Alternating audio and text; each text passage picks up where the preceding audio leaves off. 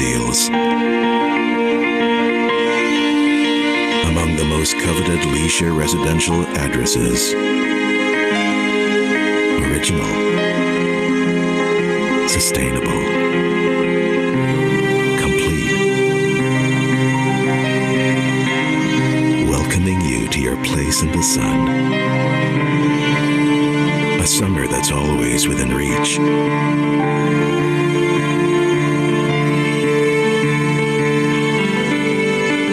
Bathed in the glow of the afternoon light.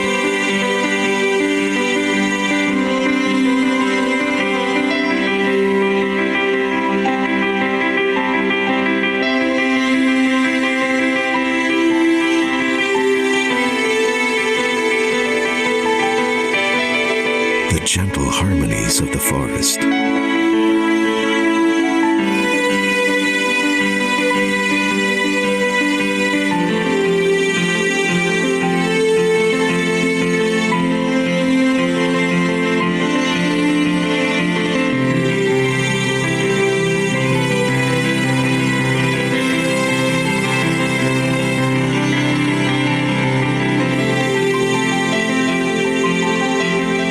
Fairways moving to the sea breeze. Your moment captured in the expanse. In a horizon of opportunities, every day brings to life the simple pleasure of nature's embrace.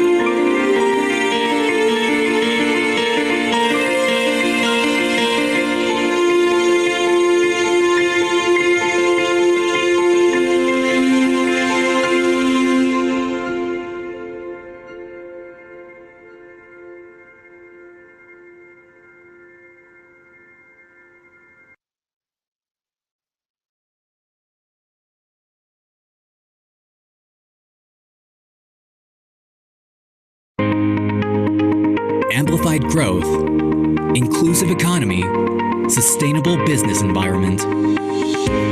This is the Philippines' golden age of infrastructure. Fueled by an unprecedented boost in quality infrastructure projects. Starting with a One Digitized Government, One Nation project, the information and communications technology sector has launched milestone projects to ensure an ICT-enabled economy. In aviation, 2 new international airports have been completed, one under rehabilitation and another one up for construction. The Bohol-Panglao International Airport, the Philippines' first eco-airport, can accommodate up to 2 million passengers annually. In Luzon, the Bicol International Airport is on its way to completion, while the new Clark International Airport Passenger Terminal is now 67% complete. In the Visayas, the Mactan Cebu International Airport, dubbed as the world's friendliest resort airport, opened its world-class passenger terminal building for international flights. In the pipeline is another major airport, the New Manila International Airport. NAIA, one of the most improved airports in the world, is being upgraded. More modern airports mean travel and tourism opportunities. From 2016 to 2019, 83 billion pesos were allocated for roads leading to tourism destinations. Roads to open trade corridors and industries are given funds worth 18.37 billion pesos. On the countryside, the Agri-Infrastructure Program cultivates the Philippines' agriculture industry with 21.39 billion pesos allocation. As of the end of May 2019, 1,096 kilometers of farm-to-market roads were already completed. Major expressways and highways will be extended thanks to a $15 billion investment under the Philippine High Standard Highway Network Program. Travel time will be cut tremendously, which will help speed up regional development and competitiveness. Metro Manila's streets are also being decongested, especially with the Metro Manila Skyway Stage 3 along the country's major and historic road, EDSA. Connector roads to North Luzon will also be linked to EDSA. Down south, the Mindanao Road Development Network Program is improving logistics through the construction, rehabilitation, and improvement of about 2,847 kilometers of roads. Interconnectivity and accessibility is a challenge for the 7,100 islands of the Philippines. That's why a series of bridges linking island provinces is being fast-tracked through the Inter-Island Linkage Mega Bridge program. The Panguil Bay Bridge, envisioned to be the longest in the country, along with the Panay Guimaras Negros Link Bridge and the Panglao Tagbilaran City Offshore Connector Bridge, are the key focus of the program in the provincial areas. In Metro Manila, 12 new bridges will be constructed. To date, a total of 2,709 bridges across the country are already completed and more will be built. Railways will soon form a vein of growth in the Philippines. 6 major railway projects are ongoing, while 6 more are up for construction. For decades, the Philippines has functioned on a total of 77 kilometers of operational railways. The government envisions to expand the country's rail network to 1,900 kilometers to benefit around 4.5 million passengers daily.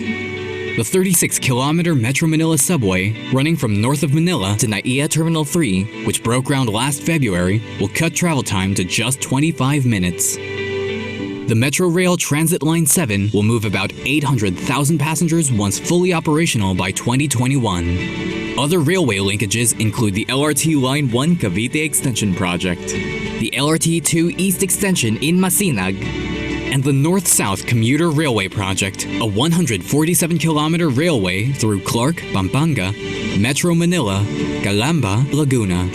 In Mindanao, Phase 1 of the Mindanao Railway Project is a 102-kilometer line from Davao del Norte to Davao del Sur.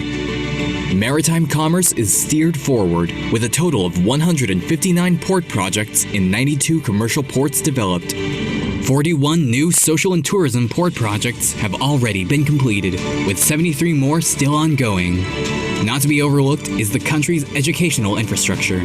A total of 71,803 classrooms have been built nationwide under the Basic Education Facilities Fund Program, benefiting 3.2 million young Filipinos. 67,608 more are being constructed. In disaster management, evacuation centers are assembled to be resilient, gender-sensitive, and compliant.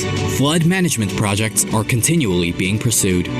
These and more are just some of the highlights of the Duterte administration's infrastructure projects under the Build, Build, Build program.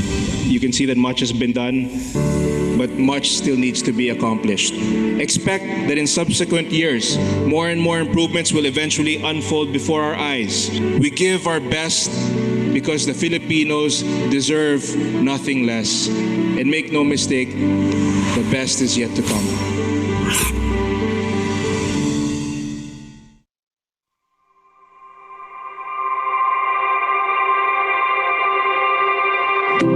What do you really want? What do you truly desire? A place to call your own? A safe space? A haven? Where the grass grows wildly into the day? Where the ocean is but a step away? Where people welcome you with warmth? Where memories bloom and generations begin. It's time to take a step to realizing this dream. Don't just settle. You deserve it. Explore a city that's bursting with life. Get around safely and at ease. Feast on what your heart aches for the most. Dive in and discover the wonders of life. Create your own opportunities for success. Live your best life with people who matter most. In everything you do, make your move worth it.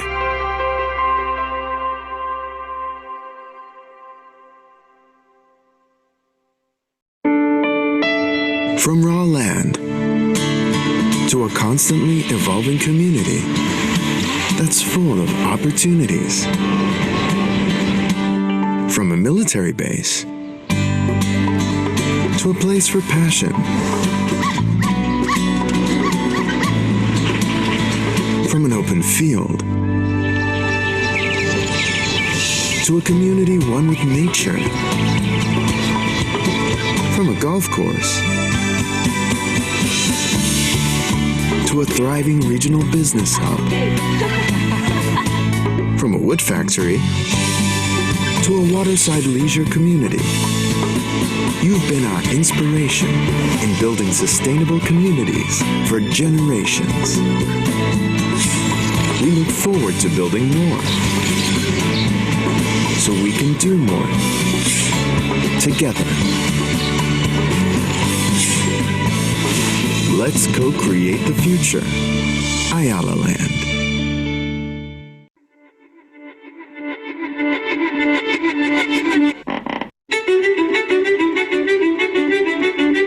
My life in Italy is always in a rush.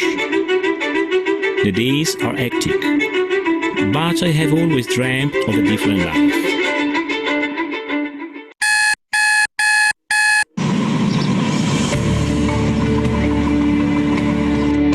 Where each sunrise greets me with the warmth of paradise.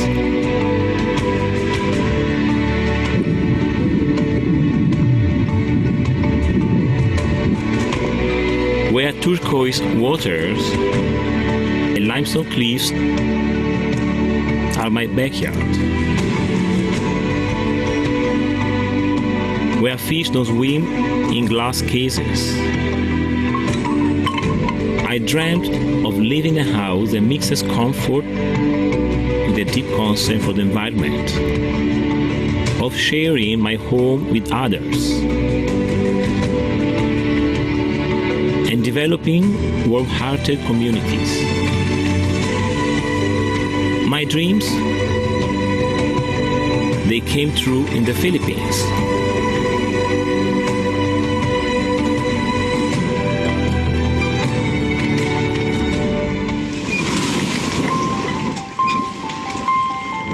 Ten years ago, when my younger sister died,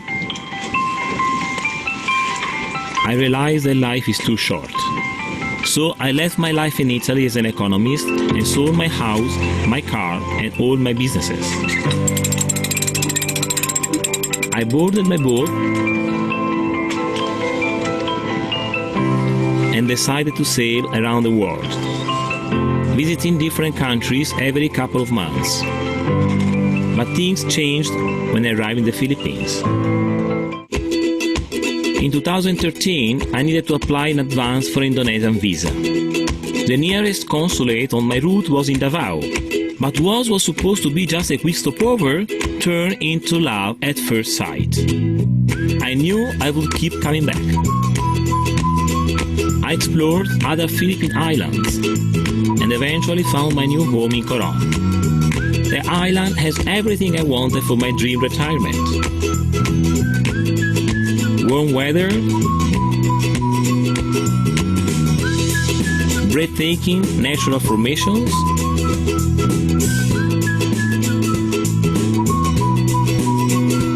diverse marine life,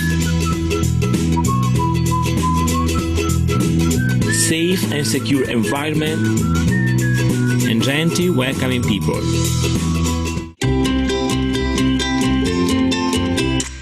Thanks to the special resident retirees visa, I've been living in Coron for the past 4 years. It's a lifetime visa, which means I don't need to renew it.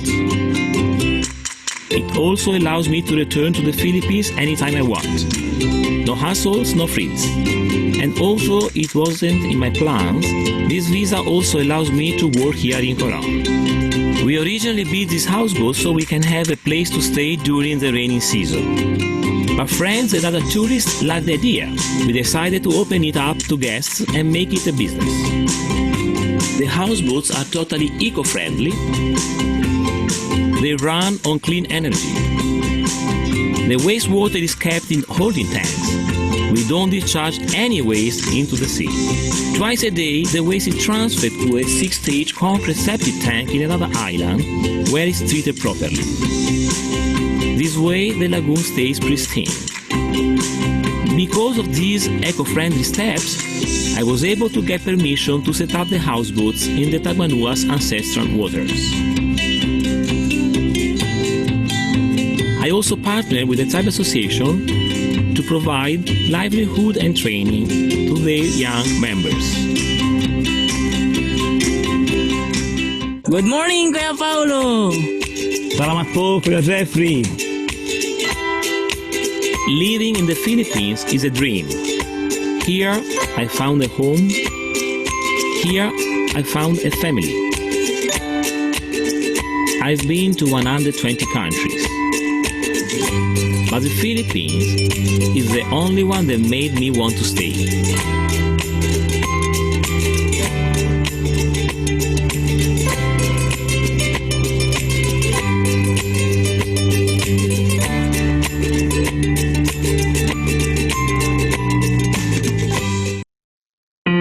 Open your eyes to an endless summer.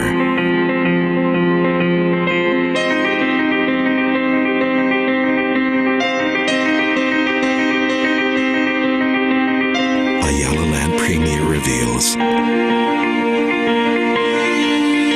among the most coveted leisure residential addresses. Original, sustainable, complete,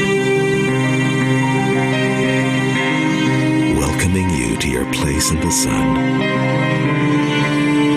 A summer that's always within reach.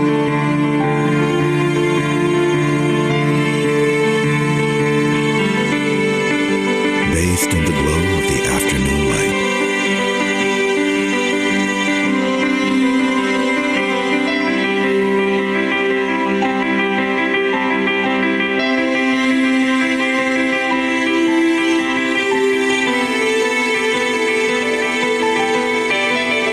The gentle harmonies of the forest.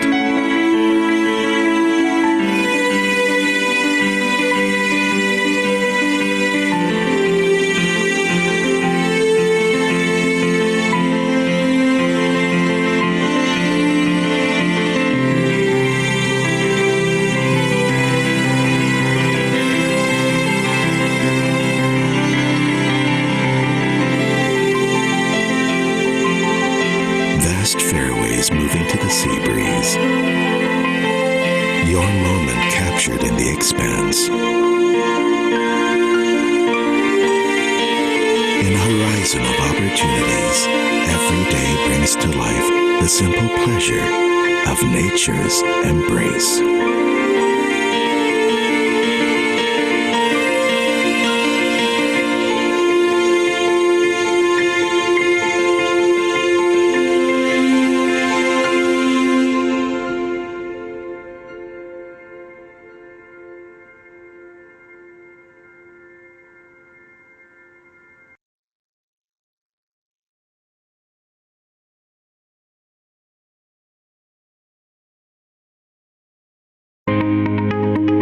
Amplified growth, inclusive economy, sustainable business environment.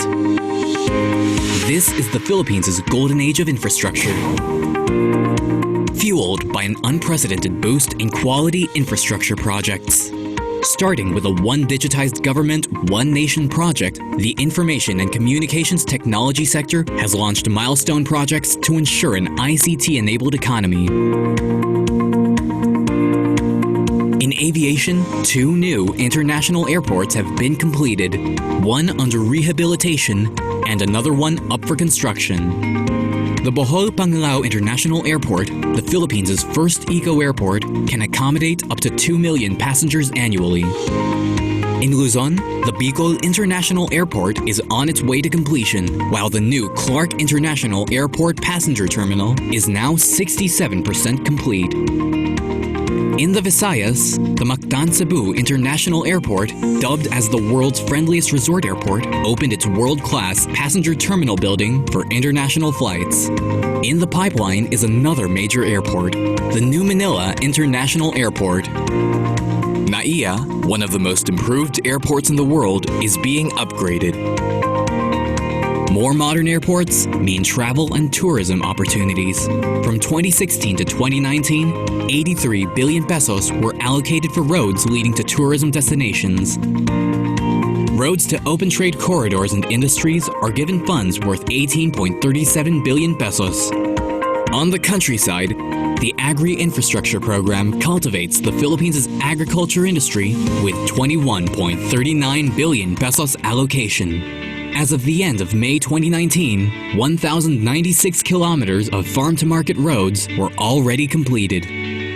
Major expressways and highways will be extended thanks to a $15 billion investment under the Philippine High Standard Highway Network Program.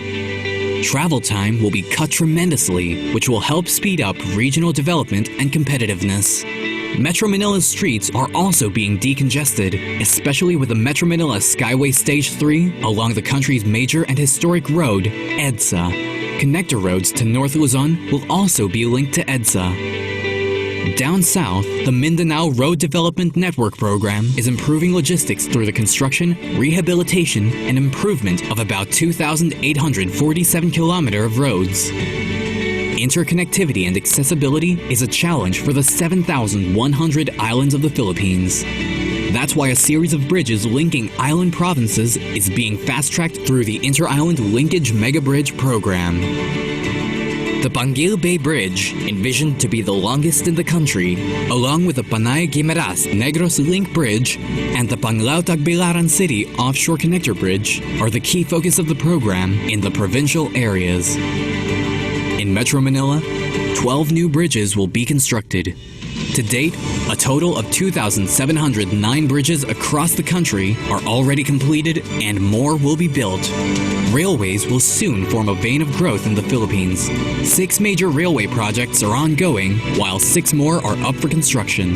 For decades, the Philippines has functioned on a total of 77 kilometers of operational railways. The government envisions to expand the country's rail network to 1,900 kilometers to benefit around 4.5 million passengers daily.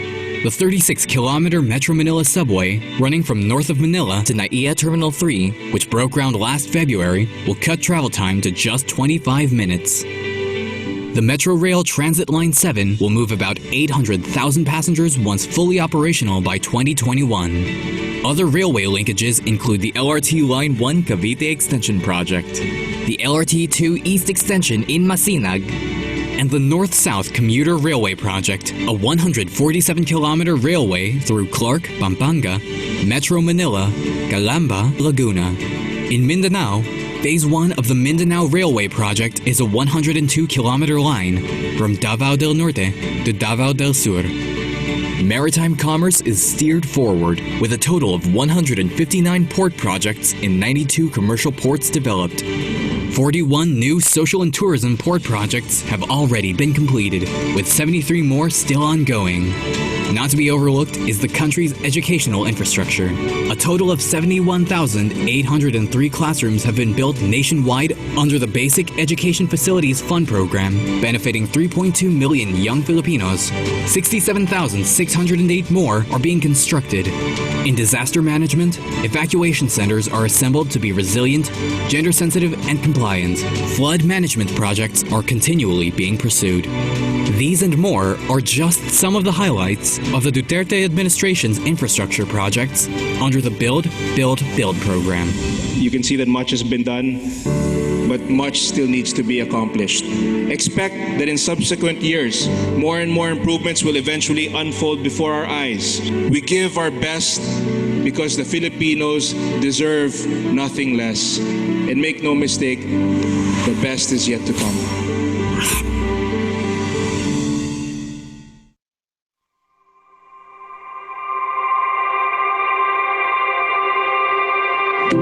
What do you really want? What do you truly desire? A place to call your own? A safe space? A haven? Where the grass grows wildly into the day? Where the ocean is but a step away? Where people welcome you with warmth? Where memories bloom and generations begin. It's time to take a step to realizing this dream. Don't just settle. You deserve it. Explore a city that's bursting with life. Get around safely and at ease. Feast on what your heart aches for the most. Dive in and discover the wonders of life. Create your own opportunities for success. Live your best life with people who matter most. In everything you do, make your move worth it.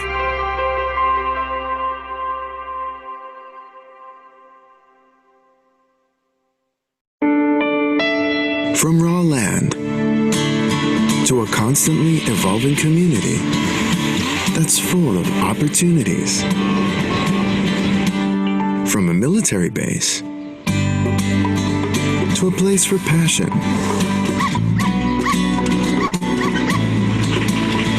From an open field to a community one with nature. From a golf course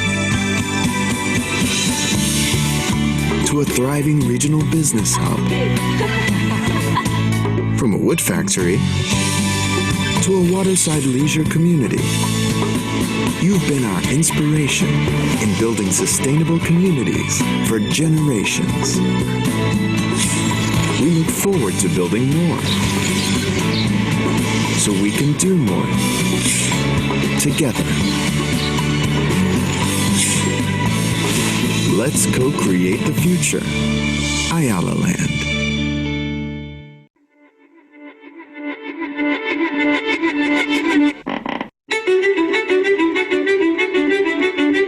My life in Italy is always in a rush.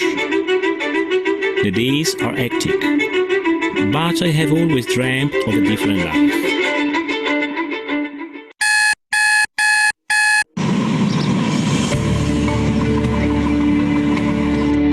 Where each sunrise greets me with the warmth of paradise.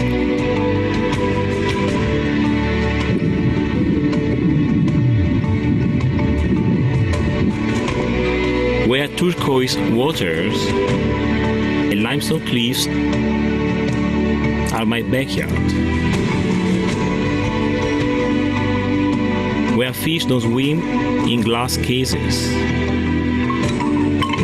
I dreamt of living in a house that mixes comfort with a deep concern for the environment, of sharing my home with others, and developing warm-hearted communities. My dreams, they came true in the Philippines.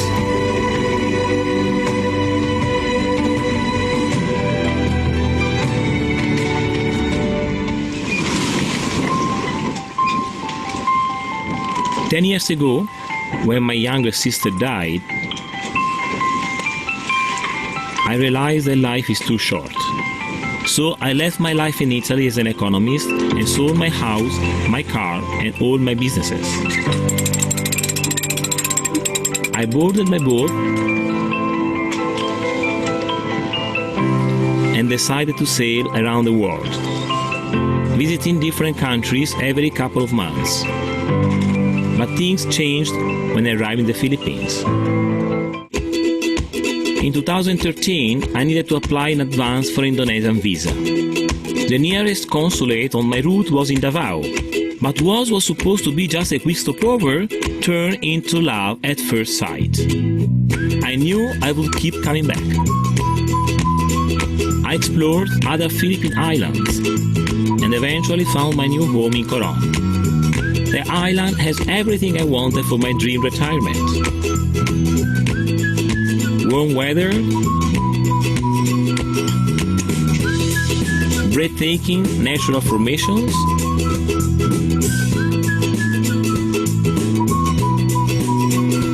diverse marine life. Hi everyone, event will start at 2:15 p.m. Event will be starting at 2:15 p.m.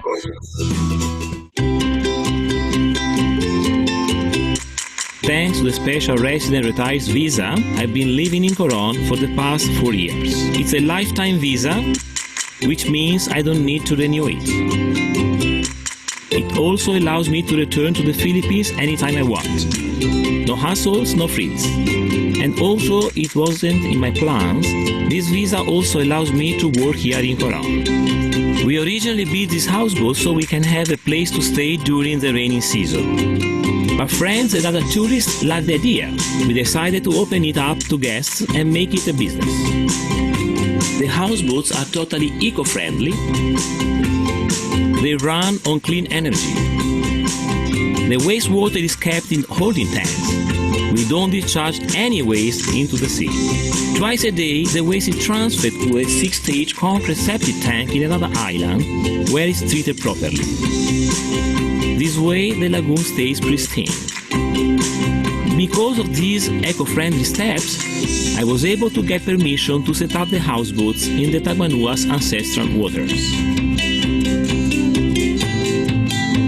I also partnered with the tribe association to provide livelihood and training to their young members. Good morning, Kuya Paulo! Salamat po, Kuya Jeffrey! Living in the Philippines is a dream. Here, I found a home. Here, I found a family. I've been to 120 countries. But the Philippines is the only one that made me want to stay.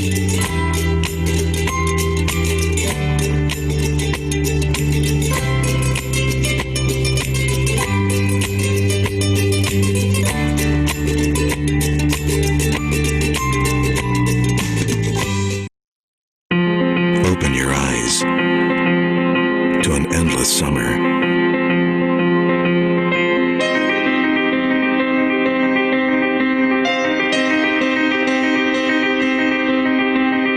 Ayala Land Premier reveals among Hi the most everyone. future Event residential will be starting at 2:15 p.m. Event will original be starting at 2:15 p.m. Please stand by. Thank you. complete, welcoming you to your place in the sun. A summer that's always within reach.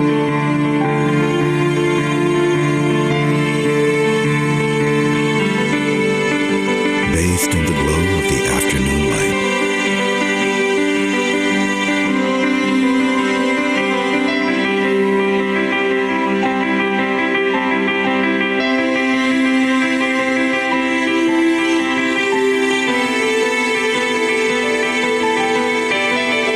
The gentle harmonies of the forest.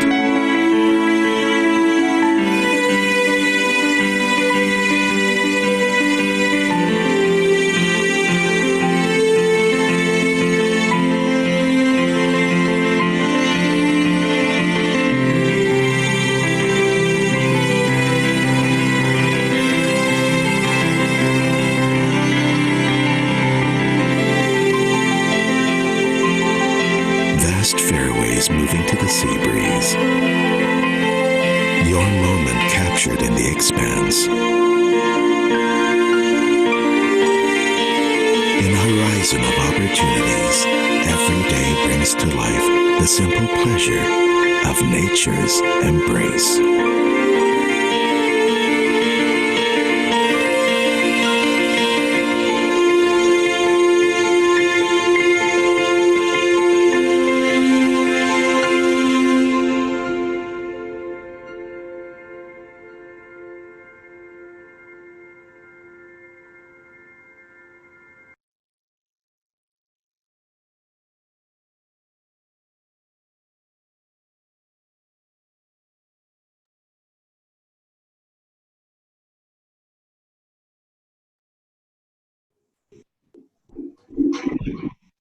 Everyone, can I be heard? Hold on for a second.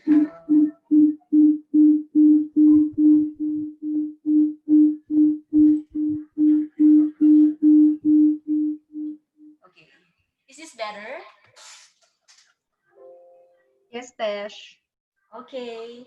Good morning, everyone.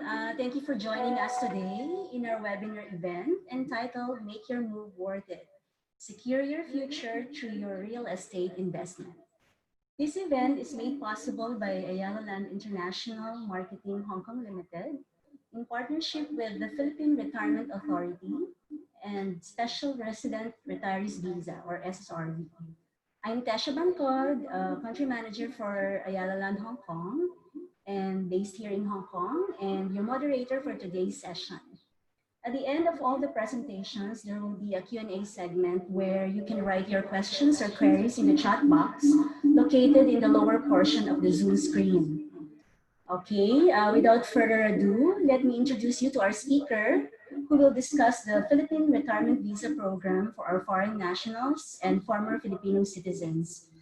He is the Division Chief of Client Relations from Philippine Retirement Authority. Let's all welcome Mr. Mervin Magbuhat. Hello. Hello, Sir Mervin. Hi, good afternoon again, our esteemed friends from Ayala. Kumusta kayo? So, today, we, as scheduled and with the collaboration with and coordination with the Alice Hong Kong, Tesha's team, and the local team of Alice. We are scheduled today to have a reorientation of the Philippine Retirement Authority programs and the mechanics and mechanisms of joining the Philippine retirement industry through the retirement visa programs. So to start off, by the way, with me in this representation in this presentation of the programs is Ms. Bella Biscocho. She is part of the marketing team of the Philippine Retirement Authority. Say hi, Bella. Hello, And she will walk us through the short presentation that we have prepared for you today. Okay, so let's start off.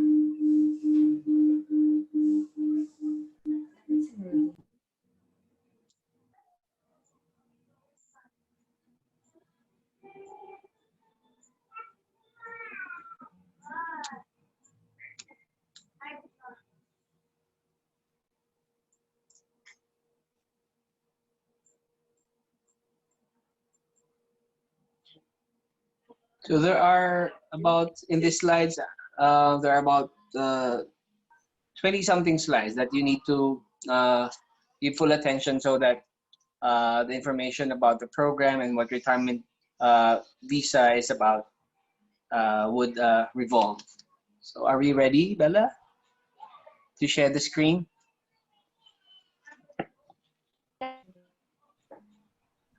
Yeah. Can you see it already, sir?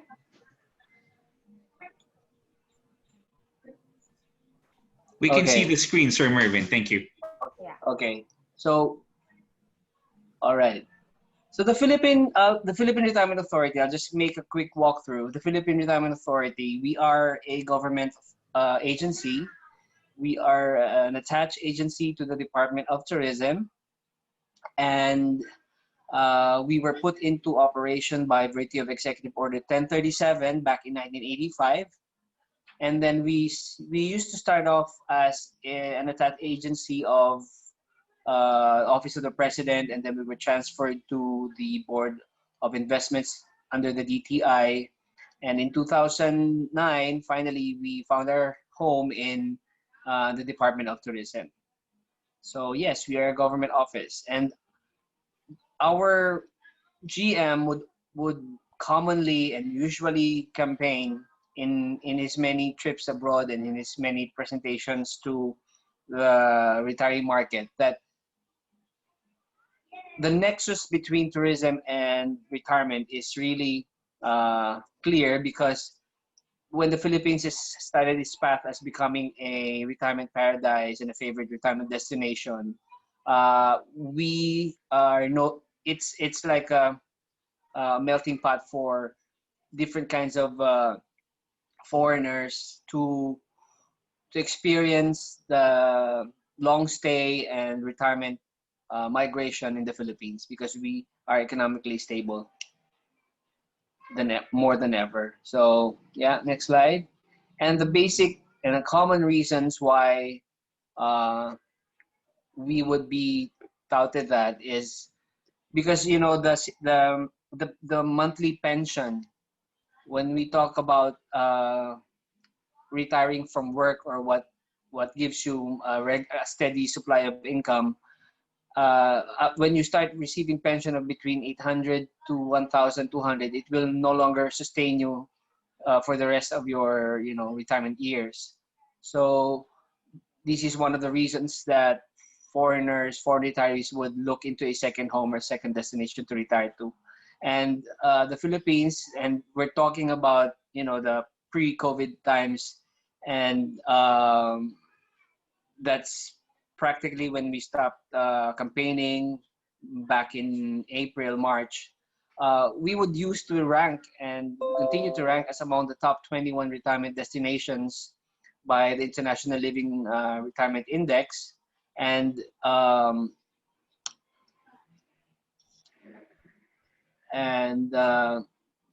one of the other reasons would be they can actually just not retire here and actually continue to invest and start a new business or a new life in the Philippines. So among the common reasons. And then the expanding retiree market. The Philippines is indeed an expanding destination, because again, pre-COVID statistics, when we started, when we continued counting prior to that, we already enrolled about over almost 70,000 SRRV members, enrollees, both principal and dependents, from over 100 nationalities. So to be exact, it was 69,748. This is as of June. And our top nationalities come from China, the mainland, the Koreans, the Indians, the Taiwanese, the Japanese, and the Americans. Hong Kong's nationals are in top 7, and the British English nationals, the Germans, and the Australians. So basically, all the nationalities, they have different motivations for joining, and they have different reasons for coming to the Philippines. Okay, so go on. So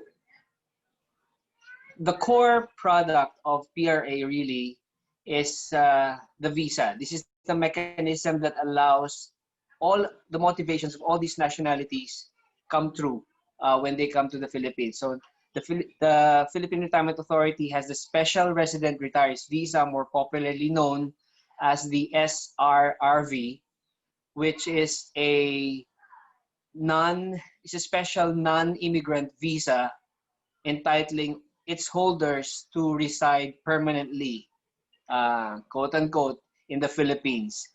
This is very sensitive for me to be talking about at this point, because since March, and I've been saying pre-COVID, since March, we had a sweeping travel restriction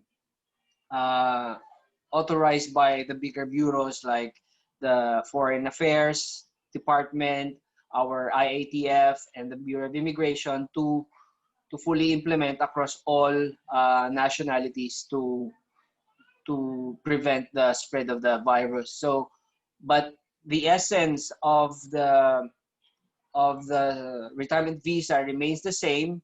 That if and when this lockdown, this quarantine era would end and come to normalize, the special resident retirees visa would still take effect and it will not change as is. So what basically a foreign national gets on its on their passports is a sticker stamp of this permanent visa status, which is a retirement visa, and an ID that will serve as their own identification when they are in the Philippines. So the privileges of the SRV's SR visa are the following.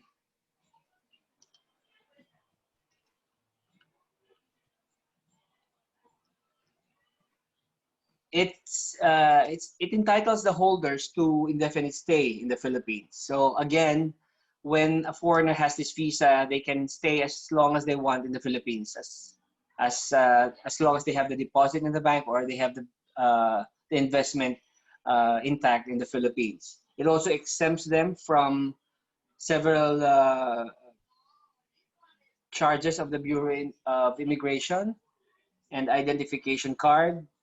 It also entitles them to multiple entry and exit privileges and exemption from custom duties and taxes.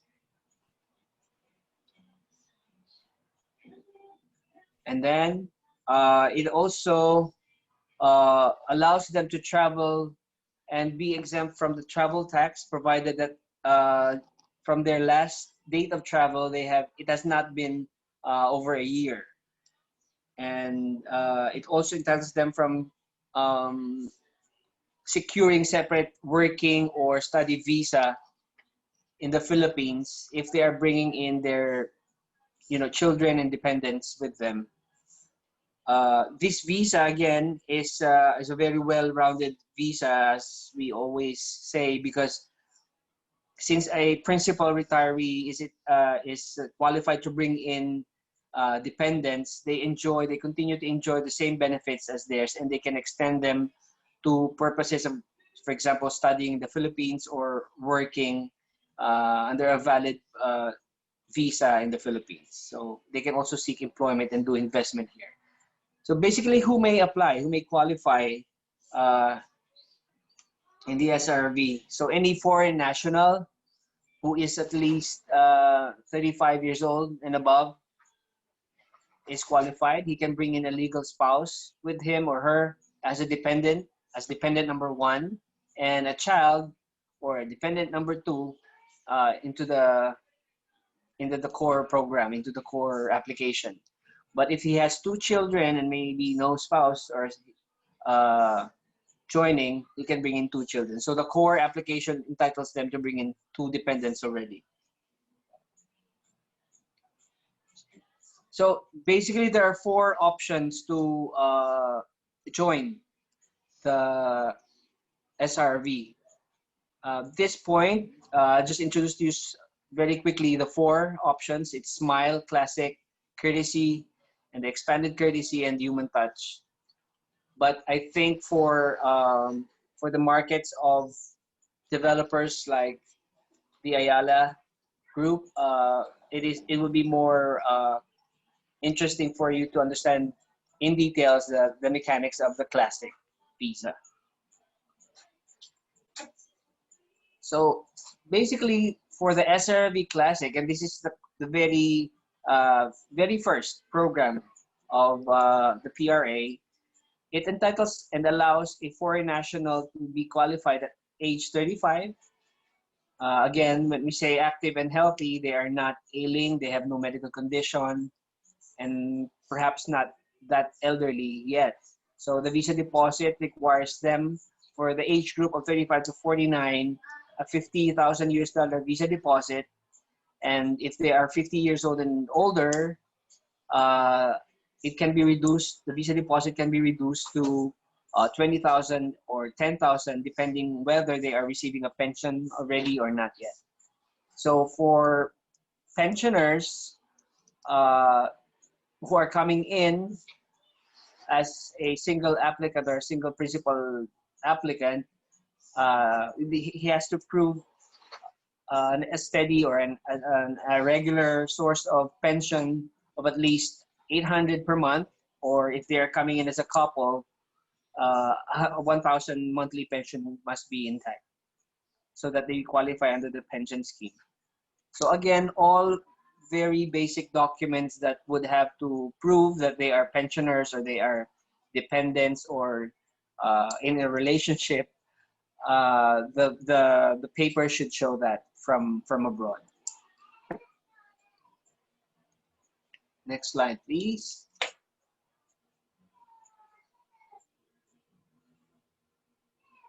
So the basic requirements, again, since the visa requires, the basic requirement is that the applicant must be in the Philippines during the application. So this follows that the passport must be turned in the PRA office, either in the head office or the satellite offices of PRA, and it should be with a valid entry stamp to the Philippines, either a 9A visa, which is a temporary visitor's visa, a Balitbayan visa, or a BB, and other visas must be downgraded because some of them would be already working and have an employment visa or maybe a missionary visa. There are many different kinds. A foreigner may be already in the Philippines, but before they be able to switch to a retirement status, they would have to downgrade first into a tourist or a visitor's visa. So basically, again, I'm going to repeat myself, foreign nationals have to be in the Philippines during the application. So to swiftly just cover some notations, a 9A visa sticker with the no conversion stamp or a remark will not be allowed to convert into SRV. Usually they require exit first before they can be able to secure an appropriate entry visa. Also, applicants with 9A or TV visas presenting a DI travel record will also not be allowed to apply, and passports shall be surrendered to the, I already mentioned that, should be turned in. I would rather use turned in because during the application, they have to be in the Philippines for the entire stay. And then, of course, one of the other basic requirements is the proof that they have visa deposits, which is backed up by a bank deposit certificate. So the mechanics is it's got to be a inward remittance, meaning funds would be coming from abroad because our mandate has to follow that there should be a fresh dollar remittance or infusion into the economy. So it's an inward remittance. It's an essence of inward remittance and must reflect the SRV applicant's complete name and the full amount. So here's a sample for you, sampling of one of DBP's certification. By the way, we have several banks. I'll show you the names later. We have DBP as our designate government bank, and the others are the bigger commercial banks in the Philippines. Next slide, please. Here are the banks list. Yeah, okay. Sorry, Yeah, there you go. just cut in a little bit. Now the screen is moving because a while ago the screens are not moving since you started explaining the SRV. Can we perhaps backtrack there because I think our audience did not see the screens starting. Oh, okay. Sorry about that. I was following a flipping page all the while I was sharing. So maybe we can backtrack until the portion where, okay, again, since you started explaining the SRRV Classic. Okay. There you go. All right. Yes. Can everybody see this page now? Yes, I Are think we on the same page? they're now on the same page. Okay. Sorry Our about that. I was sorry was is Sorry. we're now good. Are we good? Okay. I'm sorry about that. Yeah, this is what happens when you're doing it live. Thank you so much. Okay. All right. So again, the SRV Classic. It's the more maybe relevant visa option that I would be talking about in before developers like the Ayala land, because here the retiree applicant or the retiree members would have the option to convert their visa deposits later on into a real estate property. So basically, the SRV Classic is open to all foreign nationals who are not ailing, meaning active and healthy, at least age 35 years and above to get in.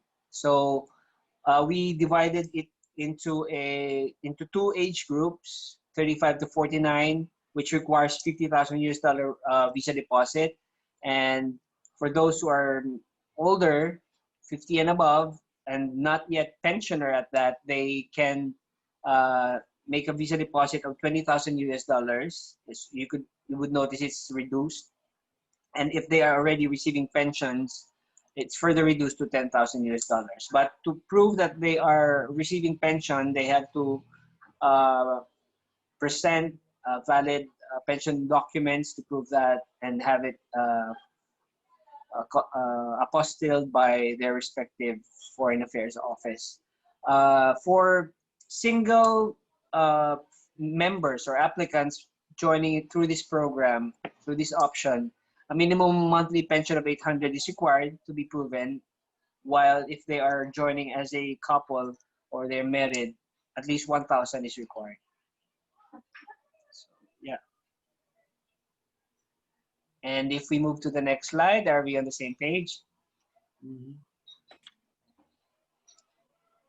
Yes, Mervin. Okay, so the basic requirements here. Again, for applicants to join, they have to be physically in the Philippines. They have to be here in the Philippines during the entire application. That makes sense because they have to turn in their passports to us with the appropriate stamp. So an appropriate stamp would be a 9A visa, which is a temporary visitor's visa or a balikbayan visa. And visa stickers with notations of no conversions are not allowed to to apply for SRV. And there are also others like the application BI travel record, which also does not which are not also not allowed by PRA to convert into a SRV directly. First, they have to exit. So, like I said, all passports or travel documents have to be turned in to the PRA office or satellite office when they are in application. Okay, next page, please. Okay, so here is a sample, if we are on the same page, of the bank certificate, which is the proof of an inward remittance by a retiree applicant. So it's always going to be an inward remittance because the essence of our mandate is to encourage dollar infusion into the economy. So a foreign national remits from a foreign source for a foreign bank, and it must reflect their name and their complete and the full amount, the complete name and the full amount of their visa deposit. So among the banks is the BP as the only government designate bank, and the others are commercial banks like the BDO, the Bank of China, and the ones you see on the screen. So I suppose in Hong Kong you have a lot of Bank of China. Yes. And we have, I don't know if you have PNB Hong Kong. but I'm sure there's PNB, BDO, and Bank of China in Hong Kong. Yes, Mervin. Okay, so yeah, PNB Hong Kong here and the Bank of China, a lot of branches here. I correct, think correct, no issues on the inward remittance. correct. Thank you for clearing that. So we move on to the medical clearance. So the medical clearance is very timely because we don't want more COVID cases here. And also, it's basically when, again, pre-COVID, the medical clearance is designed to just basically prove themselves or these retired applicants that they are fit to retire in the Philippines. But since our times dictate, we have to also, of course, clear them that they are not, they are free from the COVID. And then the medical clearance also has to be valid for 6 months. There's a form in our application set and an application packet that the physician has to sign and do some check marks on the evaluations or the tests that they underwent.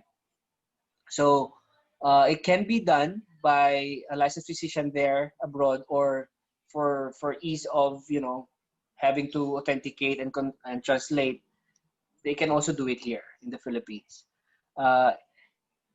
So again, if there will be the need to translate, it has to be translated and consularized by the respective foreign affairs offices. Next slide, please. The police clearance. This is also very important because this is the one that tells us that we have retirees that are not, going to be a burden later on because they're going to be living here or having residences here. So again, all documents that come from the country of origin has to be authenticated or consularized or apostilled by the respective or the appropriate agent authorities. So again, the police clearance is also valid for 6 months, and if you would encounter applicants who have already been in the Philippines, we can accept them with an undertaking of submission of police clearance later on, provided that they can prove or secure an NBI clearance or its equivalent here in the Philippines. Because an NBI clearance is required if a foreigner has stayed in the Philippines for over 30 days. Next slide, please. Oh, I already jumped into that. So exempted from police clearance also would be applicants who are at least 70 years old and above, and they are already residents of the Philippines for over 5 years. So what we seek from them could be certificate of residency or the barangay certificate with their specific length of stay there. And also, if you would be encountering clients from the international organizations like the ADB, the UN, or the others and the likes, they are also exempt from securing the police clearance, provided they are given appropriate certifications by their organizations. So the Apostle Convention, actually, I've been mentioning the Apostle Convention or having an apostille is the one that makes things easier for them, because this would not require them anymore to have their documents consularized or authenticated by the embassy or the consulate. So this shortens the process because all they need to seek is a stamp which authenticates that their public document is from its source or from its origin. So, and that is usually the Foreign Affairs Office of the Ministry of Foreign Affairs. So here are a sample of the documents. If we are still on the same page, are we? Mm-hmm. So 3 documents for you. Okay. and another one. So this is basically what it looks like. And here's the list of, because since this is a convention among countries, there are participant countries and there are non-participant countries. And here's the link where you can find all the list of these countries which we are part of. So it's a lot to mention, but you can, if you're good in flags and logos when you were in history, and then it's easy for you to identify, but here's a list for you. So basically comparing what apostillization or being apostilled versus being authenticated. Here's we did a quick comparison among our top 10. So for Chinese nationals, we require authentication. Koreans, they're members of the Apostle Convention, so no need. So basically, Taiwan, China, and Germany needs authentication still. So basically, when they need authentication, they still also have to be translated to English before they get that stamp. So I mentioned about the NBI clearance, and this is required for those who have stayed in Philippines for over 30 days. And here's the application form, which you can access in our website. It must be completely filled out, meaning when we say accomplished, no space left unanswered. It must be typewritten, and you can access the fill upable form from the website. So pictures, photographs, 8 pieces of 2x2s with white background, and no unnecessary accessories. So to prove that their respective dependents are qualified, they should show the following. For dependents, maybe a proof of the family register, and police clearances for all of them too. So if the dependent child applicant is minor, so there's no need for that. But to prove that the relationship is legitimate, maybe it's usually a family register. And again, whatever goes through the apostillization or authentication is the same with all the rest of these dependent applicants' documents. The application fees, of course. So if the principal applicant has to pay $1,400 US, and dependents at $300 US. So they can pay this either in US dollar or the peso equivalent in the PRA cashier, or deposit it in the PRA land bank account. So there are also annual fees for Classic. It's for Classic and Smile, it's $360 for principal and 2 dependents, including. And if there are more principals in the application, an additional of $100 for the third dependent applicant. For courtesy and expanded courtesy, it's 10. So again, we have almost 70,000 members since 1985. So it's a lot of them, and we have a tall mandate of having more of them into the program. But since COVID happened, we have to make do with the next normal. And at this point, it's still new, but I would really imagine having to go through these procedures more to stay like this in the months to come. So I call it the next normal. So the processing would be still the application, maybe directly from the applicants and marketers. We follow now a strict only by appointment system to the PRA FB page, which you see on your screen. And then we make sure that all the documentary requirements that they are, telling us that they're ready to present and submit, if and when they're ready to come physically to the office are acceptable. So we ask them to scan and send us copies of what they have, and then we do the evaluation from there. So we also only allow online payments of the said fees and the processing and the annual fees to the land bank account, which you see on your screen. I hope you see it because it's quite tiny in my phone.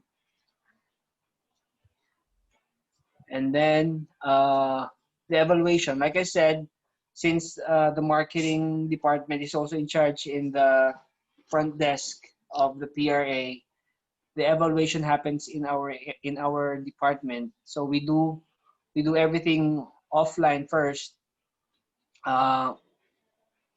We when they are asked to send their documents, we evaluate them and come back to them to inform them that they can come physically or send their documents to us for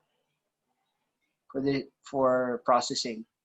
So only complete documents will be allowed to be accepted in the office, and the front desk will issue an evaluation sheet to the client or to the marketer's representative, or the marketer or the representative, uh, so that they are up to date on what they have.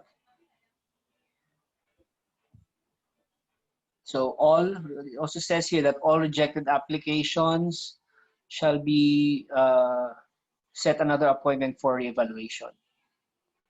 We're quite responsive. We're very responsive in accepting appointments because since it's in-house and our IT is already devising a non-web based platform, we have maximized say maybe 12 to 15 applications online per day.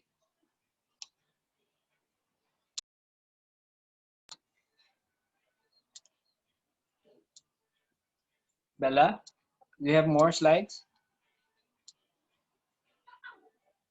Sorry about that. I think I got disconnected. Can you already see my screen? I am on my almost last slides. Yeah. So we're on the new normal procedures Evaluation, validation. We're on validation here. Yeah, Okay. we're on validation. Yes, same page. We're on the same page. Great. All right, we are. Thank you, Bella. So the PRA validates and evaluates applications when they are forwarded to the Bureau of Immigration, and it's always subject to the final verification of the Bureau. So they are the ones who give the final approval, and we will issue the order of SRV with the stamp to the passport when it's ready. So what we used to talk about around 10 to 15 working days pre-COVID, we can expect a longer, maybe towards a month period in the new normal, the next normal transactions of the SRRV. So the releasing of the passport together with the approved visa and the oath of affirmation will happen as also as scheduled and prearranged by the processing division. Kasi after we have the application submitted through the marketing desk, it goes to the processing and then to the BI and then back to processing for affirmation. Okay. So that's the end of our slide. So I hope you learned something despite our technical difficulties. I understand we have a video clip to show after my slides. So again, thank you for having me. Thank you for listening to our presentation. Thank you, Mervin. Bella, do we have the video still to show? Or we proceed to the next? Miss Bell, are you going to play the video for us? So, Miss Bell, if not, we can already move on to the next presentation. Since the AVP was already being grouped, we can just play it before the Q&A later, so we can move forward. Okay, thank you, Bella. Thank you, Mervin, for Thank you. introducing Thank you. the program, benefits and opportunities of retiring in the Philippines to our guest this afternoon. So indeed, it's really exciting and really looking forward to this program. I'm sure our guests have already ready questions there. And so now to discuss on the current Philippine property outlook, what Ayala product offerings are, and help you find your second home in the Philippines, making your retirement more exciting and aspiring. So let me introduce you to our next speaker. She's the operations head for Ayala International Market for Hong Kong, Dubai, Italy, and San Francisco. Let's all welcome Miss Paulina Pomoceno. Hi, Pao. Hi, good afternoon, everyone. Thank you, Mervin and Bella, for joining us on a Saturday afternoon. Also, thank you to all our guests who spent their weekend with us. This is the first webinar hosted by the Ayala Land Hong Kong office, and we're very glad that we have the Philippine Retirement Authority as our co-partner in this presentation. So in the Philippines, how do we stand? The Philippines, if you look at the stats in 2009 versus now, we were able to even get an upgrade from Standard & Poor's in terms of credit rating. We're now at triple B plus. GDP per capita also significantly went up from 5,274 to 7,943.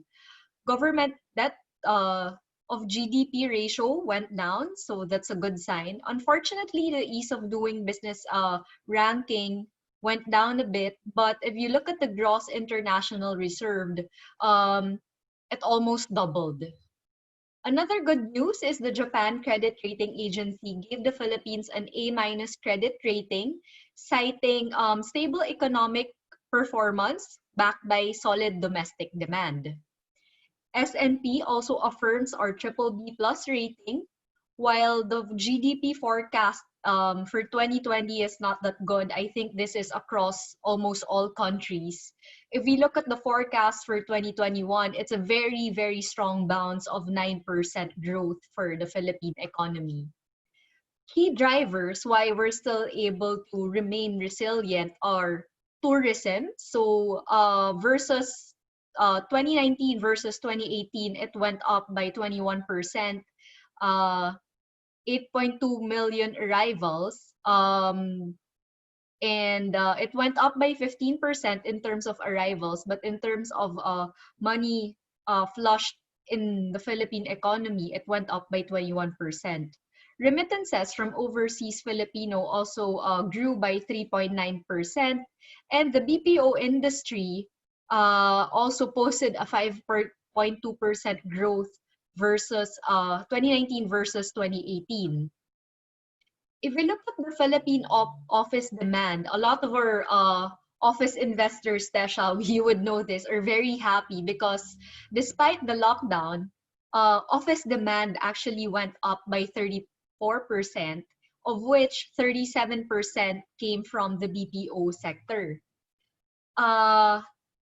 And aside from that, the Philippines is in a demographic sweet spot. So if you look at our population here in the Philippines, the median age is 23, very young. And what this implies is this population actually consumes a lot. So they're the ones really driving domestic consumption. And at the same time, the good news is they're part of the working class. So there is they have salary, we have salary, we have the financial capacity to back the strong domestic demand that we're giving the system. Another reason why we're able to maintain good credit rating and a lot of interest from investors is the build project of the government. Earlier, we showed the video of the different infrastructure developments happening all over the country.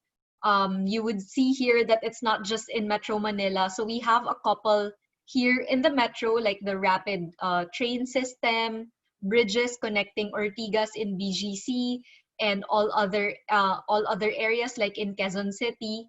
But at the same time, you would also notice that we have other infrastructure developments, 75 flagship projects actually to be exact, that's happening in the country. So we have in Davao, we have in Subic Clark, we also have in Clark International Airport, the Manila Clark Railway, and a lot actually in Clark, no? Clark Green City, and other airports that are being redeveloped. Another thing that excites us Filipinos is finally we will have our own subway, similar to what you have there in Hong Kong. I don't know how many lines you have, but for us, so far we'll be having one line in the very near future, one subway line. This one is uh, not just a dream, it's actually already happening. The ground, it broke ground last year, and then we're already working on uh, the development of this one. So if you look at this area, these are the proposed stops of the Mega Manila subway. We actually have two stops we highlighted in yellow because Ayala Land has projects in those areas. So in North Avenue, we have an estate called Vertis North. Later, we'll share with the team what an estate is. And then here down south, actually in Taguig, we have Arca South. So the former name of Arca South is Food Terminal Incorporated, and there will be a subway stop in Arca South. So again, to recap, because of the different drivers of economy, the BPO sector, tourism, and overseas remittances, plus the favorable young demographics here in the Philippines and the infrastructure development that's happening all over the country, the Philippines has emerged as as among the world's most promising destination of foreign investment. Now, if we say investment, the wise question to ask is, where should your money go? Because smart spending means long-term rewards. So 8 ways why real estate is your smartest investment. I've been to Hong Kong and we've presented to a lot of investors, Tasha. So I know that a lot of the Hong Kong investors are very savvy. Let's not go into detail in this one, but we want to highlight that it provides a regular income stream from rent or lease, especially if the unit has been fully paid. And it's a leverage to multiply asset value because of capital appreciation. We'll show the charts later of how Ayala Land has performed in terms of capital appreciation. And it's something that we are very, very proud of. When we say real estate, we also have to take note that not all real estate investments are created equal. So we have to look at a strong portfolio, financial stability, continuous growth, robust track record and credibility, and developer commitment. So all these 5 factors actually, the biggest contributor there is the developer. So when we say developer and when we say real estate in the Philippines, the first thing that will come to mind is Ayala Land, because we're the largest and most experienced real estate developer in the Philippines. Everything we do, it's actually catered around the vision of enhancing land and enriching lives for more people. And what we do best is to develop estates. So the primary business mission is to plan and develop master planned, large-scale, integrated mixed-use estates where clients realize unsurpassed value and quality of life. Ayala Land can do it because of the different balanced and complementary businesses that we have.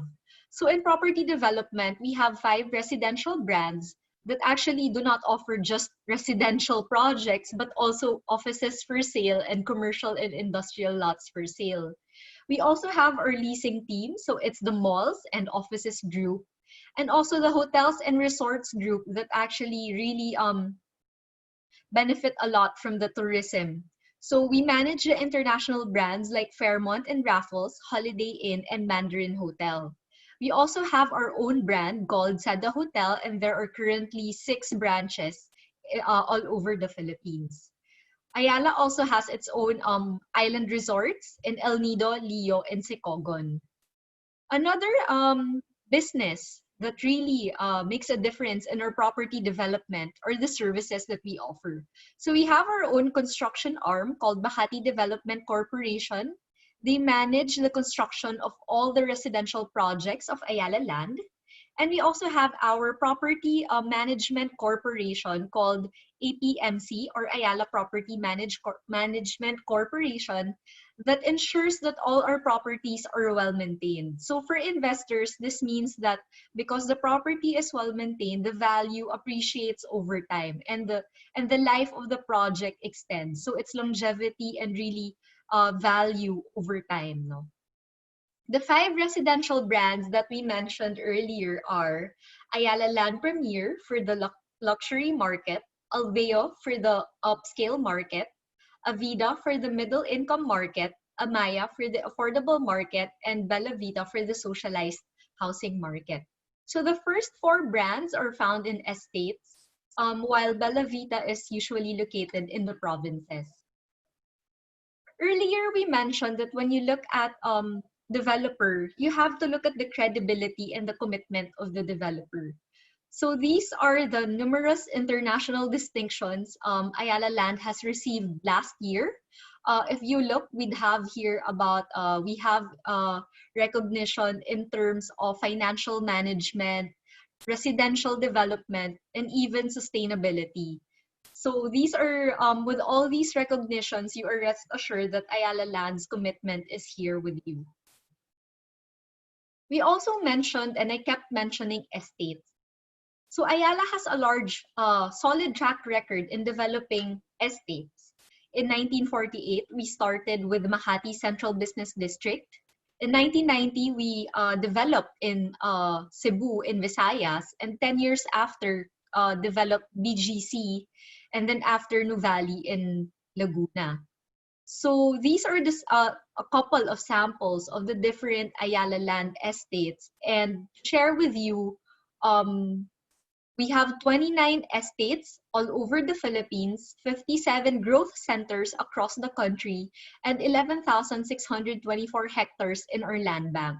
So with these statistics, we can really say that we are the largest real estate developer in the country, and with 180 years of experience, even before Ayala Land was formed, we can say that we are truly the most experienced real estate developer in the Philippines.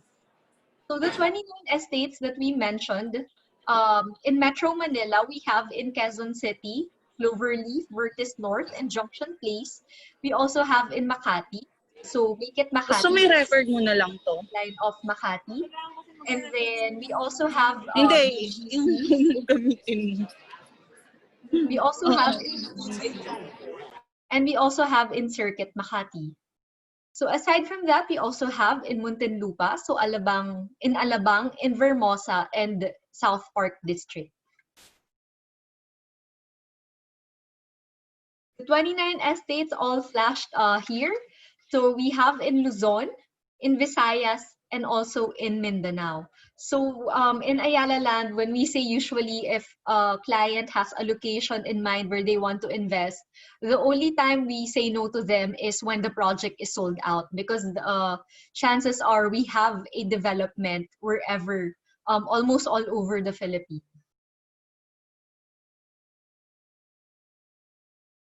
I also mentioned track record of delivering value. So Ayala Land has a solid track record of delivering value to its investors.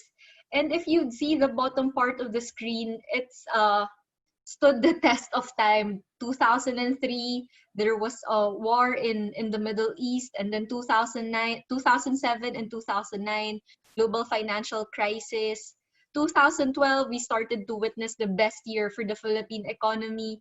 2015, the stock market of China crashed, and then 2018, our economy was very stable. 2020, we all know what everyone is going through right now. But if you look at the chart, you would still see compounded annual growth rate of 11% for our Ayala Land Premier project in Makati. And the same is also true in terms of capital appreciation for our Alveo project, 7% since 2004. For our Avida projects, it's the same, 10% since 2007. And if you go to another estate, BGC, it's 9% for Ayala Land Premier since the estate started in 2004. Alveo in BGC has delivered an 8% compounded annual growth rate. You would see it's just really steadily going up. And it's the same for Avida for their BGC projects, 12% compounded annual growth rate. So these numbers we shared because we know that despite your interest in retiring in the Philippines, a lot of our friends in Hong Kong are really very savvy investors and would still want to look at they would still want to look at their purchase as an investment, not just really a means for retirement. But when we say retirement, there's also another aspect that we want to share with everyone. So experiencing retirement in the Philippines, it's you would get to enjoy this with one of the projects of Ayala Land Premier. This beach, this view, lounge by the pool, get a massage by the beach. And I would tell you, it's not as expensive as the ones in Hong Kong, because during my trip 1 year ago, I wanted to, but I really just decided to postpone it and have it in the Philippines because it's a lot cheaper. I think 1/5 the price, if I'm not mistaken. Sunset by the beach is also very beautiful, or you can have it by the mountains if you want. Or you can also play golf if this is your sport, no? So what we can offer, one of the projects that we have that's accredited with the PRA is Anvaya Cove. So Anvaya Cove is Ayala Land Premier's first and only seaside leisure community. Its tagline is actually where the mountains meet the sea, because that's really what you will see in Anvaya Cove. It's located in Morong, Bataan, so this part of the map, near Subic Bay, Freeport. And the closest airport actually is Clark International Airport. So from Hong Kong, if you want to shorten your drive, we recommend you take Clark Airport. It's just an 1.5 hour drive to Anvaya Cove. Or if you really want to land in Ninoy Aquino International Airport, then it's a very comfortable 2.5 hour drive from Manila. And you'd also, again, enjoy this view. The master plan of Anvaya it's located in a 620 hectare of natural landscape. And here you would really see that this is the sea, and these are where the mountains are in this area. So it's truly it truly lives to its tagline of mountain meets the sea, because this is Anvaya Cove. Breathtaking views, you would experience it in Anvaya. Exclusivity and privacy because of the membership clubs. World-class amenities from the Beach and Nature Club of Anvaya Cove. And also it has an award-winning golf and sports club, also by membership. So the features of and amenities in Anvaya is we have 18-hole all-weather championship golf course. There's a multi-sport court, dance studio and gym. Of course, restaurants and halls. Pools is something Filipinos and residents of Anvaya love. And also there's an arcade there. So these are the samples of the beach, the mountain, the golf course, and the other amenities and feature in Anvaya. And the condominium project in Anvaya is called Sea Breeze Verandas. So this is the actual, sorry, I think this is a rendering, or no, this is the actual photo of Anvaya Cove, Sea Breeze Veranda, and this is where it's located in the whole master plan of Anvaya.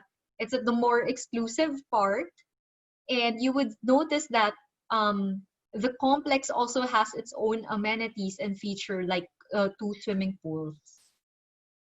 So if you'd ask me how much is a 2-bedroom unit in Anvaya Cove, This is a sample computation. Tesha and Richardson can discuss it more in details. We just wanted to share with you that for as low as 63,000 Hong Kong dollars for 4 months, and then 13,500 after, you could actually invest in your own in a leisure community in the Philippines.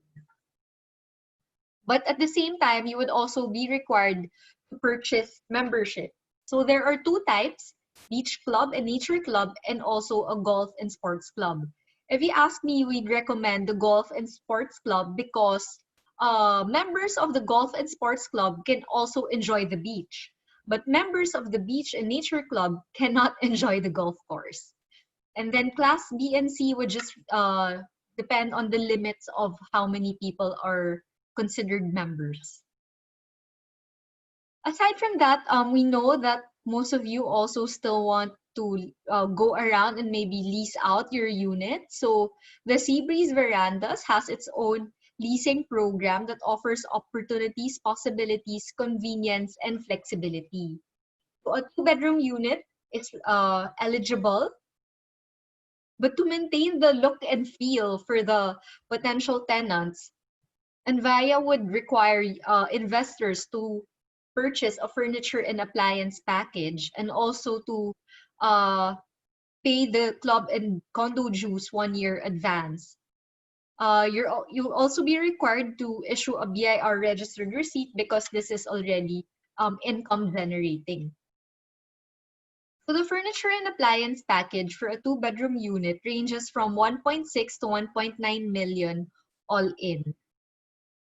If you want to compute your return, these are the indicative rental rates for a Seabreeze Veranda two-bedroom unit. For a lean season, it's from 11,000 to 14,000 pesos per night.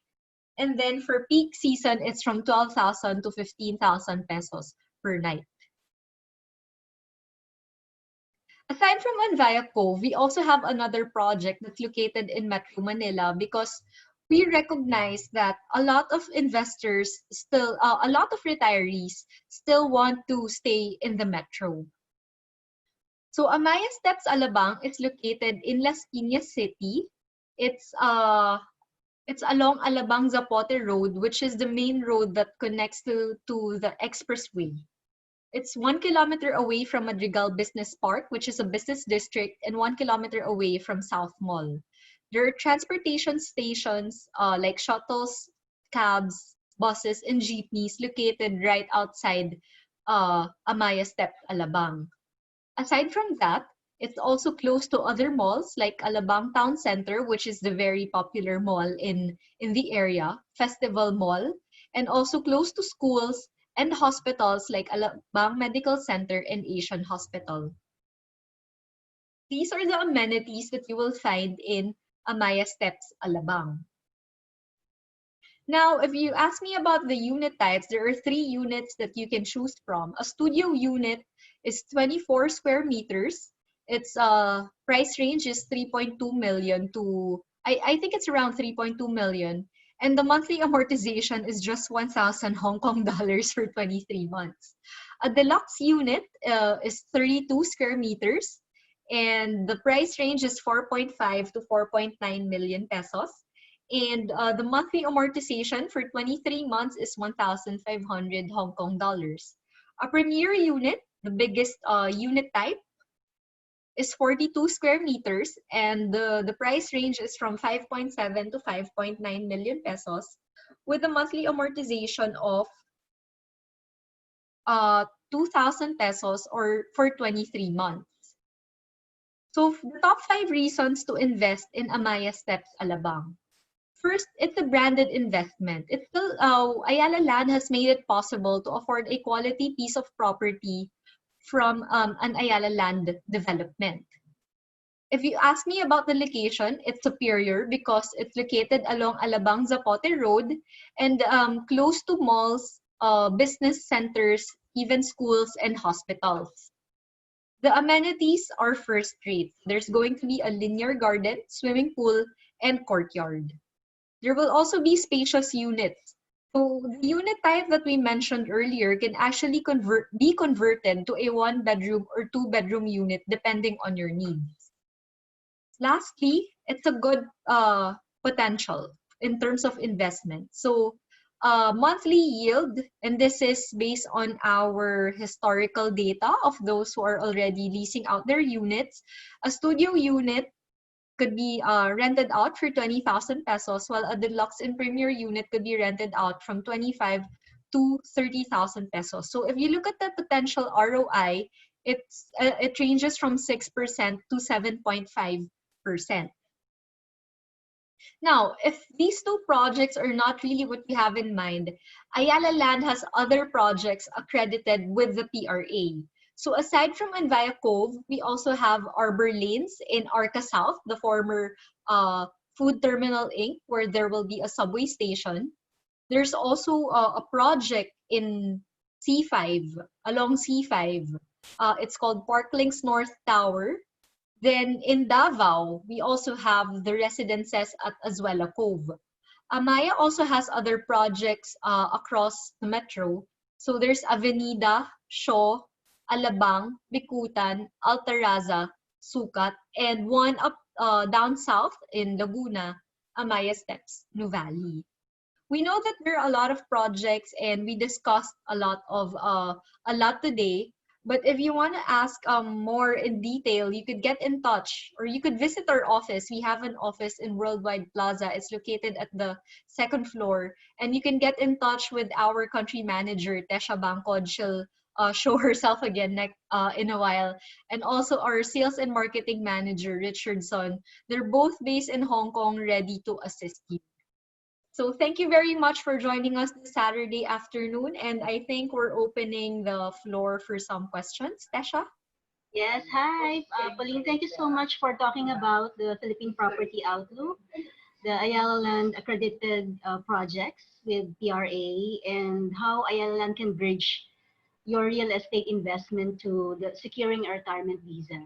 So we're so happy that our guests this afternoon stick with us until now, and we're now opening the chat box. And yes. Hi Mervin, maybe you and Pauline, maybe we can show ourselves, and we have a couple of questions already with us that they have messaged me. Okay, sure. SRRV Mervin. So Bella, please help with this question. So okay, for Mervin, sorry, we already have a client here, so the background is really here. No problem, Tesh. They're already inquiring about our projects which are related to SRV. The visa. Okay, good to know. Good to know. So for Mervin, because you showed the requirements for the SRV application, and you said there the validity of the valid entry to the Philippines is the valid entry, a stamp on the passport. So if I am applying for SRV Classic today, and my entry stamp in the passport was sometime last year, is it still eligible for the requirements, or valid to still use that? Well, first of all, where would he be? Is he presenting the? Because I got kind of lost where. Okay. When he said that the stamp for his entry was from last year. So where is he now? Here? I mean, in the Philippines or in Hong Kong? Based in Hong Kong, and he visited the Philippines sometime last year. Okay. And he would like to use that. The valid stamp is valid if he would like to apply for SRV. What nationality? Hong Kong national. Hong Kong national. First off, he has to secure a new entry stamp. So at this point, since we are still awaiting for the lifting of the travel restriction, the travel ban, I understand we have no entry stamps to speak of at the moment. So until it's lifted, then we will have new entry stamps. Maybe that's why he's asking if the travel stamp from last year would be valid, because we have a travel ban. So The answer, unfortunately, is we cannot do so because for him to or her to be able to enter a new entry stamp or a travel visa entry would have to be on his passport, a travel document, when he goes to the Philippines, which is not yet allowed to happen as we speak. Yun. Understand, Marvin. Okay, thank you. And second question is, I have purchased an Ayala land property last year. Okay. Can I use it for applying SRRV when the ban is lifted? The answer is yes, he may, but I'd like to qualify my answer by reverting to a question if when he said acquire the property with Ayala, is it already something he can live in, or is it an RFO, or already under his name? Under his name, and it's still pre-selling. And Okay. I think because he purchased several units, I think he's applying the one that is accredited. I mean, Okay, so it's among the accredited brands yes. of Ayala. Okay, so he may do so. He may use that, but still he has to go through the remittance, because when I say that he can use it, he can do that. He can do the conversion or the substitution 1 month later after the visa has been issued. So still he has to have that visa deposit inwardly remitted.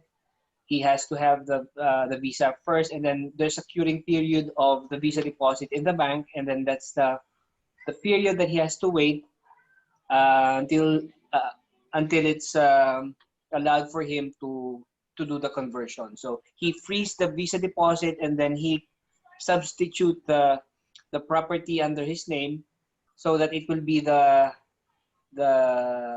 bond to to keep his status as a retiree member while Okay. the funds are free. Sorry, follow-up question, Mervin. So what's the timeline for holding the deposit? The visa deposit is usually 30 days in the bank. All right. It's Okay. usually 30 days in the bank. It's there's a minimum. That's the minimum holding period. All right.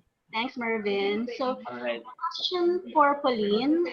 Besides the list presented earlier, what other projects are accredited or being accredited for SRV? Because we already noticed several 3 to 4 Ayala Premier projects and a lot of Amaya Steps and Skies projects. So how about the other brands, like, because we have 5 brands under Ayala Land, like Avida, Alveo, and Bella Vita. Do we have are there projects under these brands which are also being accredited?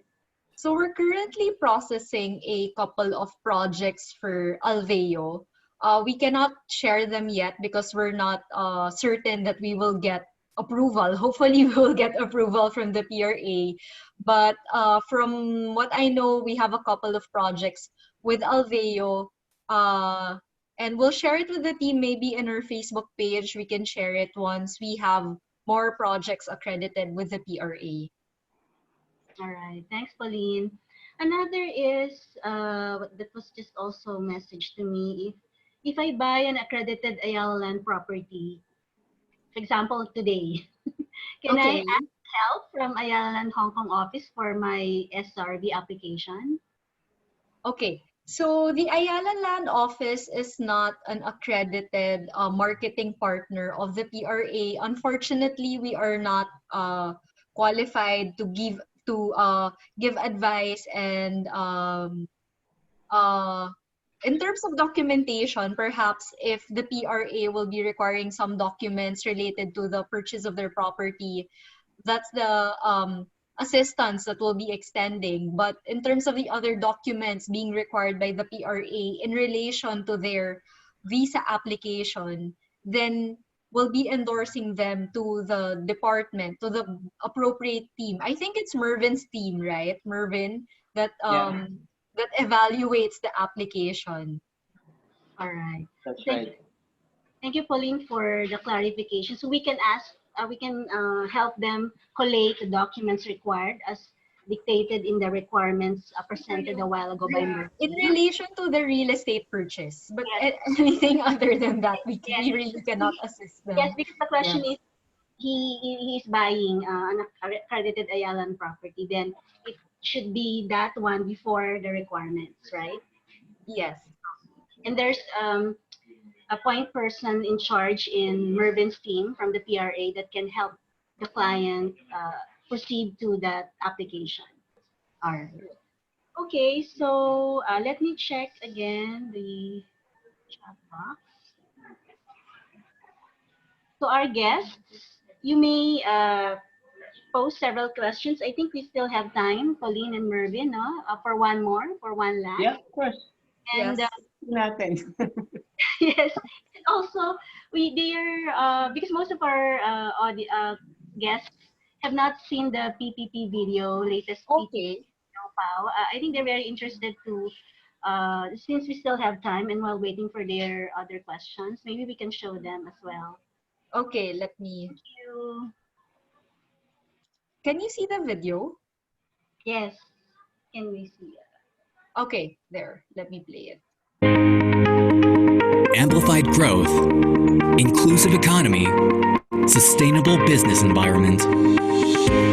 This is the Philippines' golden age of infrastructure. Fueled by an unprecedented boost in quality infrastructure projects. Starting with a One Digitized Government, One Nation project, the information and communications technology sector has launched milestone projects to ensure an ICT-enabled economy.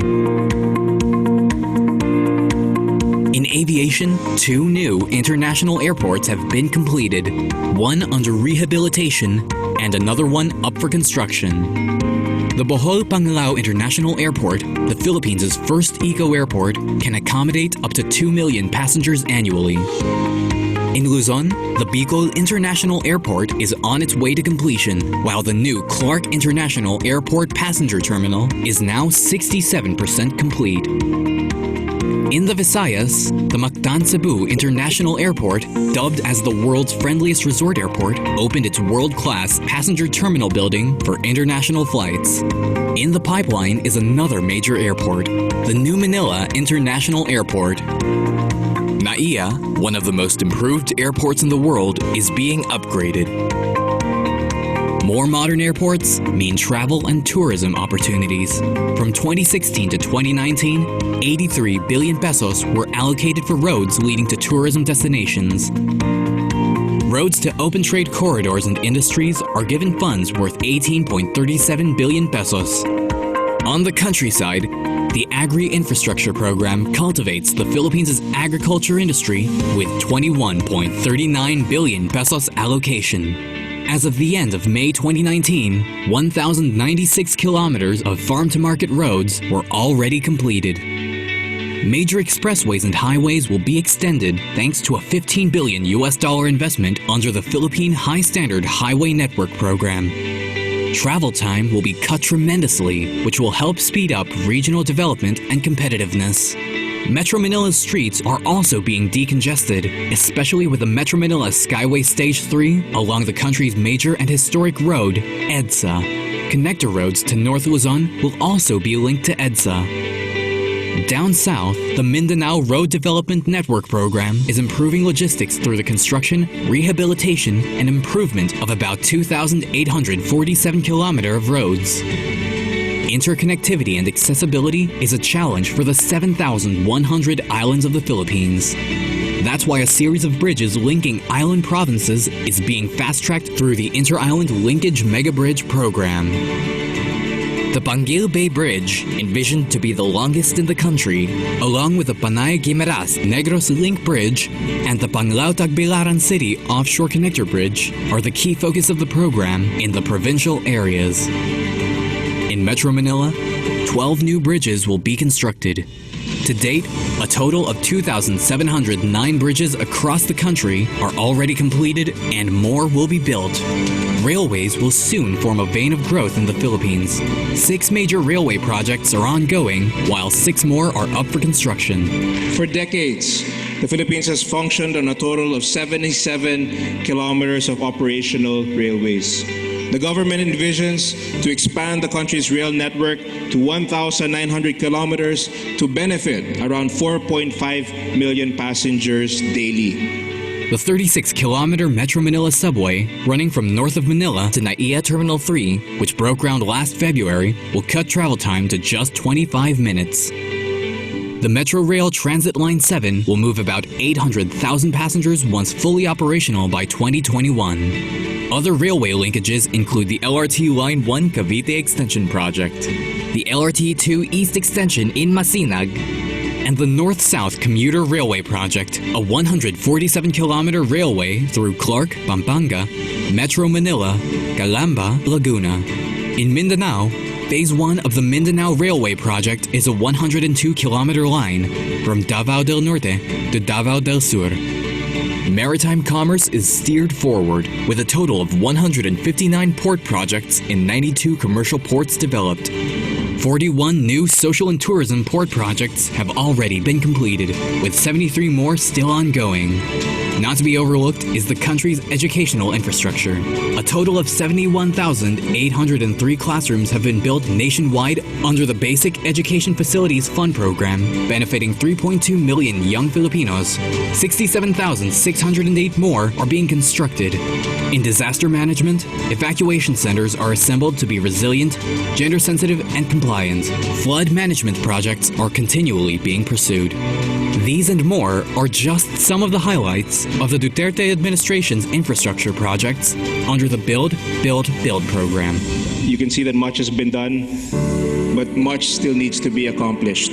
Expect that in subsequent years, more and more improvements will eventually unfold before our eyes. We give our best because the Filipinos deserve nothing less. And make no mistake, the best is yet to come.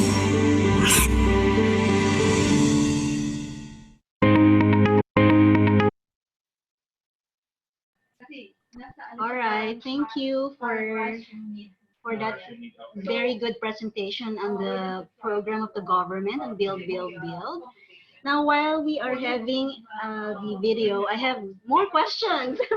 So for Okay. Mervin and Pauline, so very interesting, getting more interesting. And for Mervin, the question came from one of our marketing partners who's very interested to apply. So for SRV, I think. So she's asking if the income was made outside of the Philippines. So for example, the income generated here in Hong Kong, will it be taxable if someone is under SRV? No. The same no double taxation rule will apply. So anything that is only earned in the Philippines would be taxed. All right. So I think you already answered, because the second follow-up question she texted was income made inside the Philippines under SRV. Yes, so taxable. So our MP who texted me the question, so it's taxable for those income generated in the Philippines, but outside of the Philippines, not taxable. Not taxable. And another question from one of our VIP clients. There are any requirements regarding visa retention? Must travel to or the first question first before that. I think this is the follow-up question. So does the property have to be PRA accredited as per the list of properties shared a while ago by you, Pauline, in order to offset against the deposit? Yes, Pauline,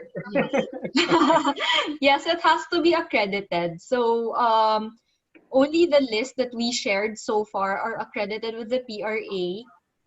So investments in those property will allow them eligibility for the PRA SRRV program.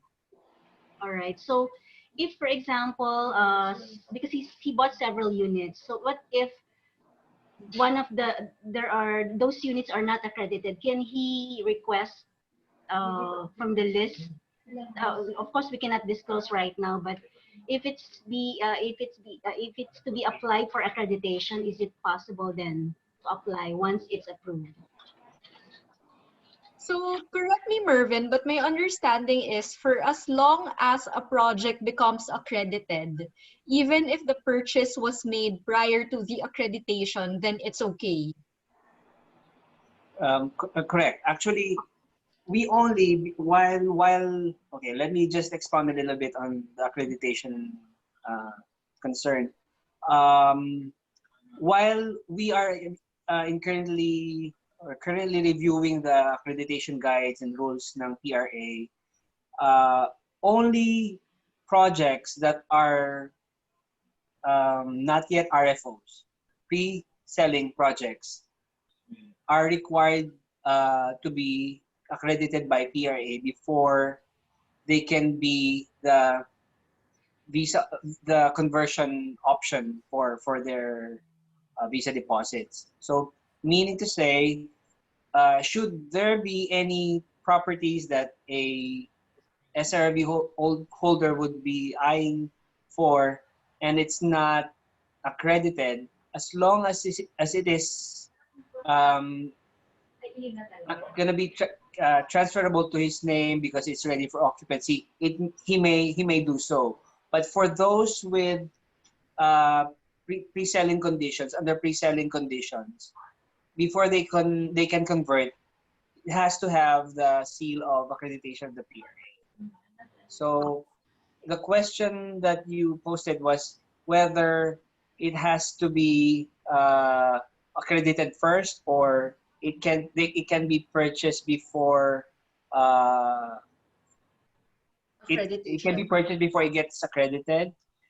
The answer is it can be purchased before it's accredited, as long as on the time of conversion it's already accredited by PRA, because the exchange has to be, it has to be in a glacial pace. Like it has to have the seal of accreditation before the conversion is ready to be done.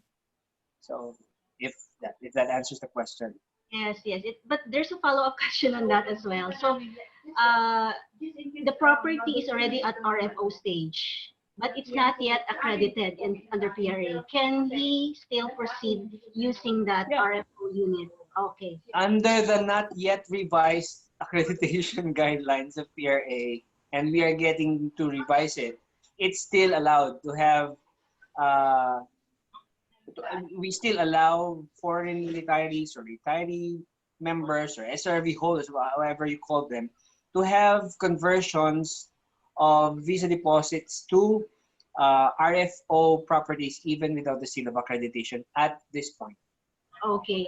So they have to do it fast before the change. Whether they do it now or soon. Yes. I'm sure our client heard that very clearly. So time is of the essence. So you heard the answer to that question. So you can use your RFO unit to apply for SRV. So this is very good news, and do it now.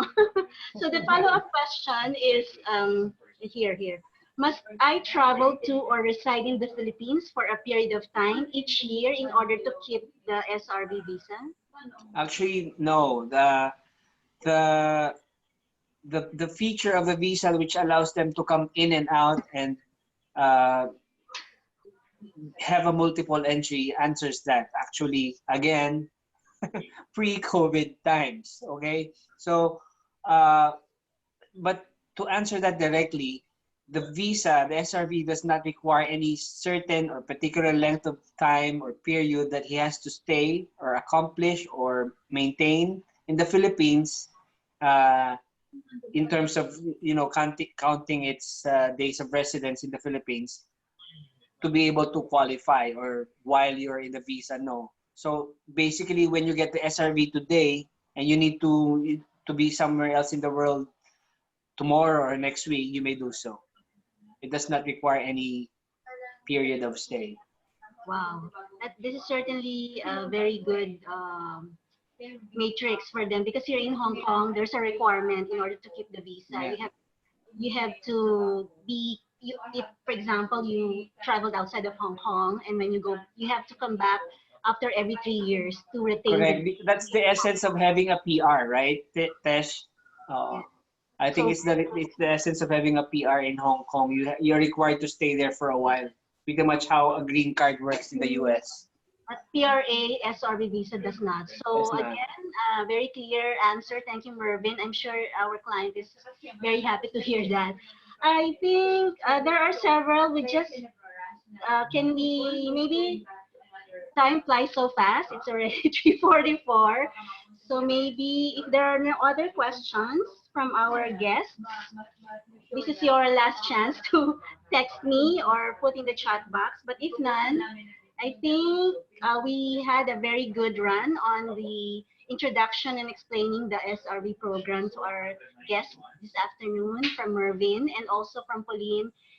Thank you so much for a very detailed explanation about the Ayala land. How can we help them use their property investment in the Philippines to secure a retirement visa, and as well as the Philippine Property Outlook and the current accredited properties that they can use to proceed with SRV. So thank you so much also to Bella and Belle for assisting us despite the technical glitches that happened a while ago, but we were able to present all the program and have a very good run today. So Thank you, any Tesh. other last words, Pauline and Mervin, before we officially close?